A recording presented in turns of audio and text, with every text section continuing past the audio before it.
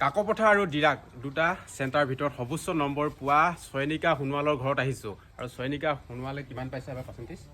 90.5 কেইখনত letter 5 5খনতে letter পাইছে 90.5 percentage পাই আমাৰ অঞ্চলটোৰ লগতে জিলাখনলৈ গৌৰৱ কঢ়িয়াই আনিছে প্ৰথমে তোমাৰ পৰিচয়টো নমস্কাৰ মোৰ নাম শ্ৰীমতী চয়নিকা সোণোৱাল মই বৰমাইথং গাঁৱৰ হয় আৰু ডিৰাক উচ্চতৰ মাধ্যমিক বিদ্যালয়ৰ এগৰাকী ছাত্ৰী যিটো অসমীয়া ছাবজেক্ট তাৰ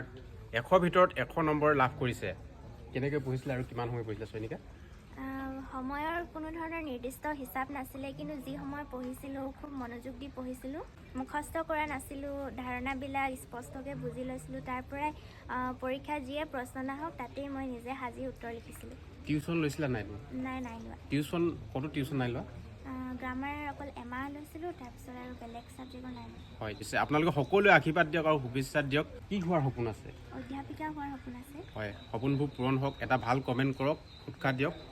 মই যিদৰে দিব পাৰিছোঁ তেনেদৰে যাতে অসমৰ প্ৰতিগৰাকী মাক দেউতাকে নিজৰ সন্তানক এনেদৰে আগুৱাই নিয়াত উৎসাহ যোগায় আৰু সুবিধাবিলাক তেওঁলোকে প্ৰদান কৰে তাৰে অনুৰোধ জনাইছোঁ হয় আৰু তোমাৰ সফলতাৰ আঁৰত কাক কাক ধন্যবাদ দিবা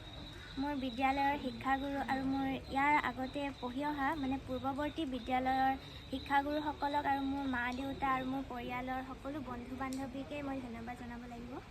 আহিবলগীয়া প্ৰজন্মৰ কাৰণে তুমি কিবা বাৰ্তা দিবা নেকি আহিবলগীয়া প্ৰজন্মক এইটো বাৰ্তা দিব বিচাৰিম যে যেনেকুৱা ধৰণৰ শিক্ষা ব্যৱস্থা নহওক কিয় তেওঁলোকে যদি নিজৰ অধ্যয়নবিলাক সম্পূৰ্ণৰূপে চলাই নিয়ে আৰু খুব কষ্ট কৰে তেনেহ'লে নিশ্চয় ভাল ফলাফল আশা কৰিব মই এইটো ক'ব নিবিচাৰোঁ যে মই আটাইতকৈ ভাল কৰিছোঁ মই মাত্ৰ ভালহে কৰিছোঁ মই সেইসকলৰ দৰে হ'ব পৰা নাই যিসকলে আটাইতকৈ ভাল কৰিছে আৰু মই ভৱিষ্যত প্ৰজন্মক ক'ব বিচাৰিম যে তেওঁলোকে যাতে আটাইতকৈ ভাল কৰিব পাৰে শিক্ষাৰ ক্ষেত্ৰতে নহয় অন্যান্য দিশতো চয়নিকা বহুখিনি আগবঢ়া তুমি আৰু কি কি কৰা মই কবিতা লিখোঁ তাঁত বওঁ গানো গোৱা গান অলপ চলপ বিহু বতৰ অকণমান গান এটি হ'ব লাগে ন কোহেৰ নৈ কছাৰী চাৰি আঙুল ডাব কটাৰী নেকাটিলেও কাটি যেন লাগি ফুল বৰ্ণিলে বৰা কোহেৰ নৈ কছাৰী মিঠা বৰজৰা বৰা কোহেৰ নৈ কছাৰী কেলৈ আছ চকুলৈ চায়ে দেই কবিতা এটি হ'ব লাগে মই স্বৰচিত এটি কবিতা আবৃত্তি কৰিবলৈ ওলাইছোঁ কবিতাটিৰ শিৰোনাম অশ্ৰু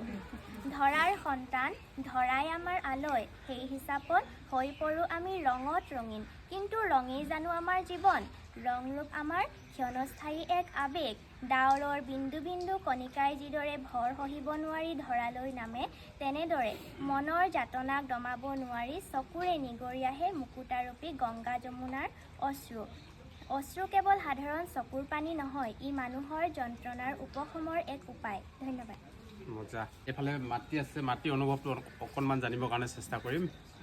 আপোনাৰ সন্তানে খুব এটা সুখবৰ লৈ আহিছে কেৱল আমাৰ অঞ্চলবাসীয়ে নহয় জিলাখনৰ গৌৰৱ কঢ়িয়াই আনিছে কি ক'ব মাতৃ হিচাপে আপোনাৰ অনুভৱটো ভালেই লাগিছে সৰুৰ পৰা বহুত কষ্টই কৰিছিলোঁ তাৰ লগত